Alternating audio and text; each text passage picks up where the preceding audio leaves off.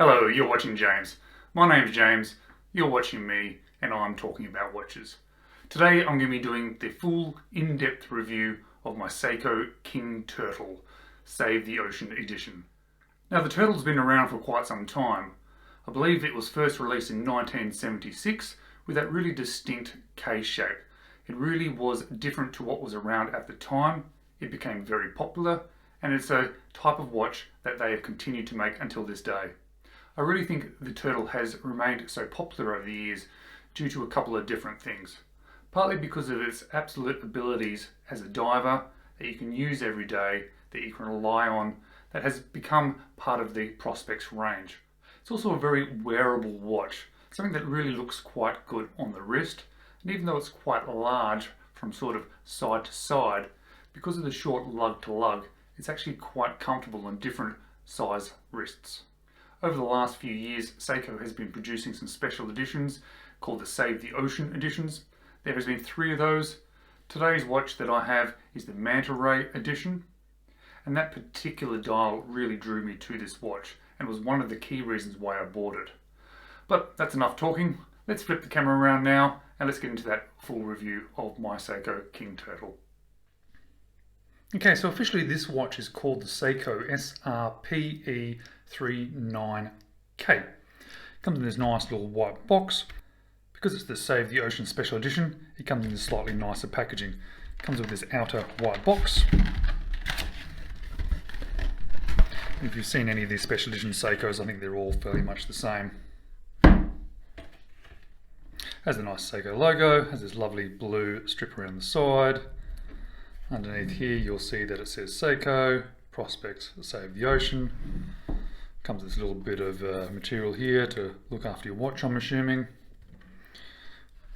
Under the watch here comes with a bits and pieces, hang tags, card, some spare links. Let's run through the dimensions first. We have a case diameter of 45mm. We have a case thickness of 13mm. minus that Cyclops. We have a lug to lug of 47.5mm, but with the bracelet having those male end links, we have an effective lug to lug of 52mm. We have a lug width of 22mm, and the weight of it fitted to my 6 3/4 inch wrist is 182 grams. The recommended retail price for this watch within Australia is $995. However, of course, nobody wants to pay that much, so just quickly by asking for a discount or just jumping on Google reveals a lot better prices. In fact, I picked this one up for a lot less, for 569 Australian dollars.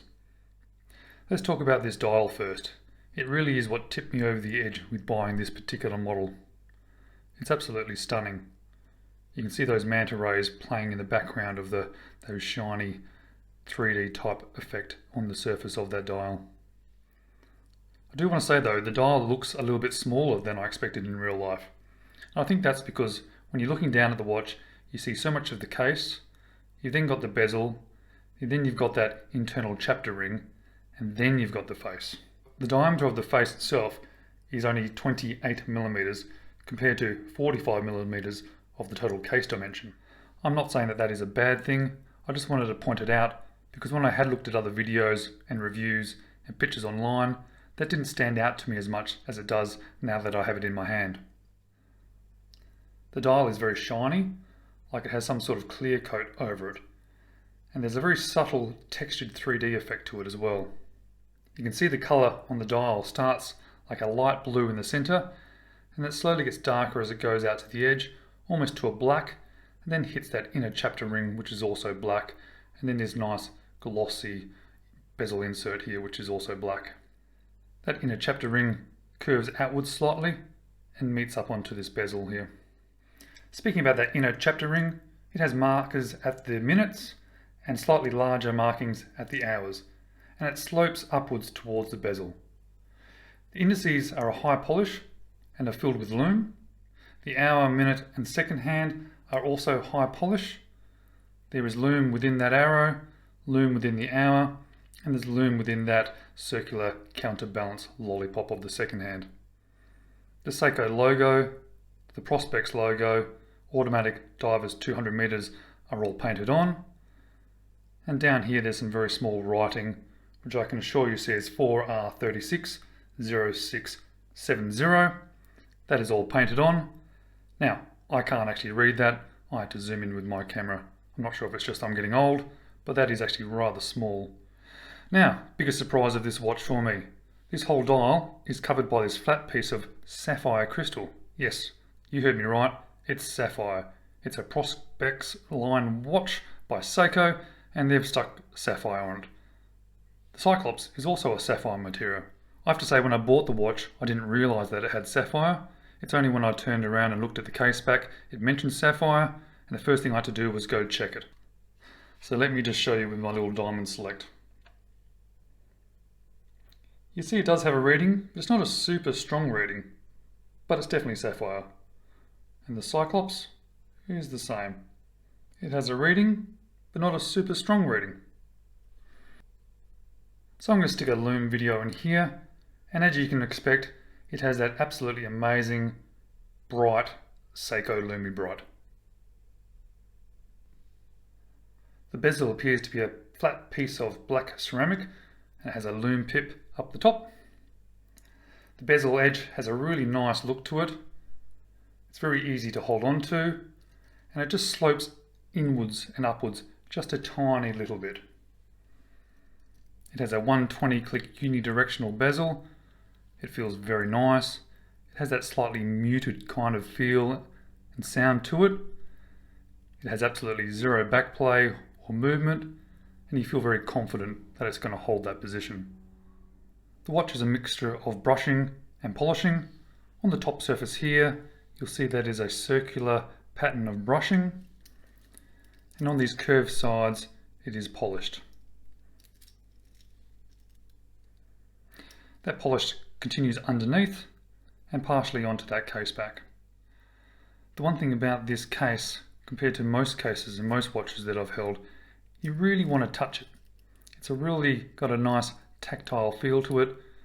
All those curves, all those sort of lovely finished edges, just makes you want to touch it and put fingerprints all over it.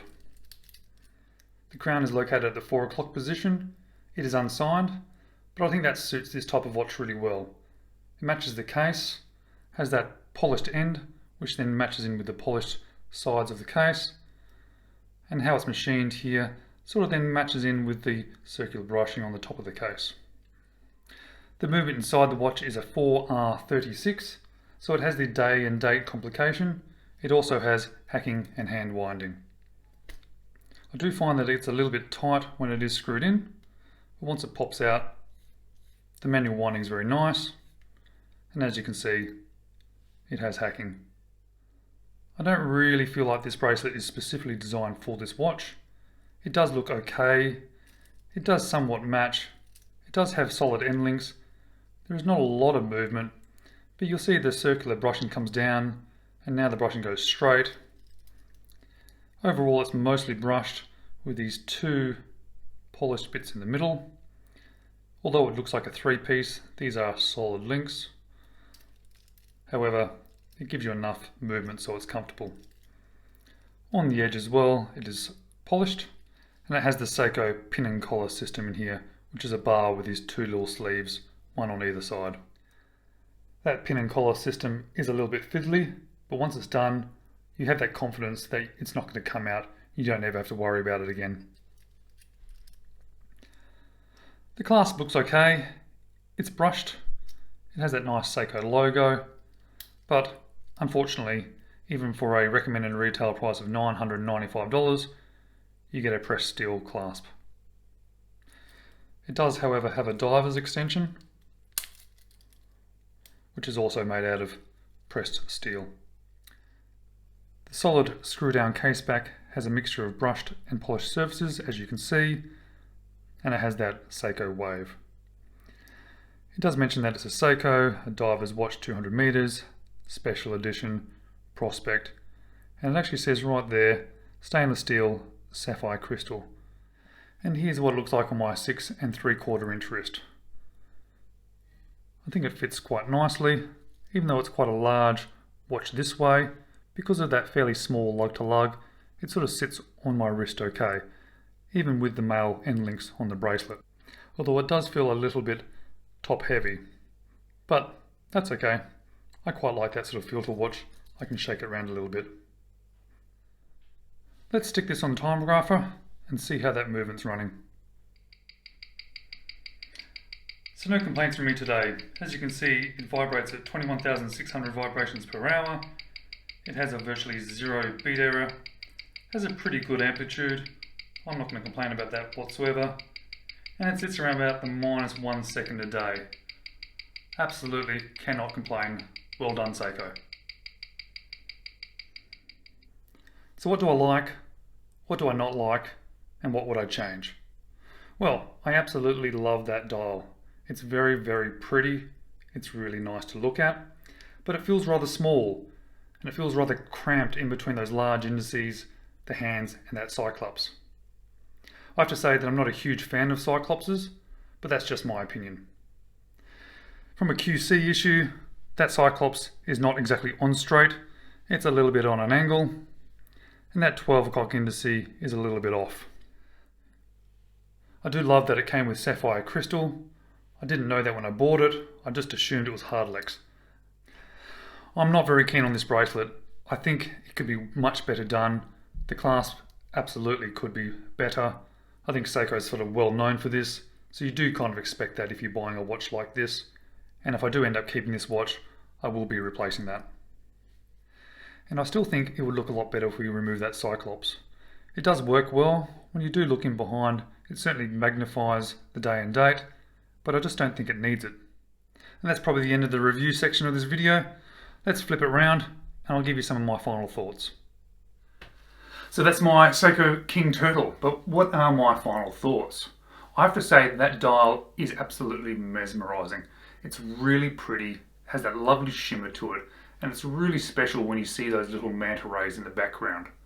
But as I mentioned in the review, the dial feels quite small for what is on there, and it feels like it slightly gets a little bit lost amongst the watch. And I do find myself constantly comparing it against my Seiko Samurai, which is also a Save the Ocean edition, but it's the Great White Shark edition, and I feel that dial really suits a watch a little bit better, and I keep thinking I'd rather probably be wearing my Seiko Samurai. However, that's just my personal opinion. I think both watches are fantastic. I'm really glad I bought this King Turtle. I really wanted to experience it and wear it on my wrist.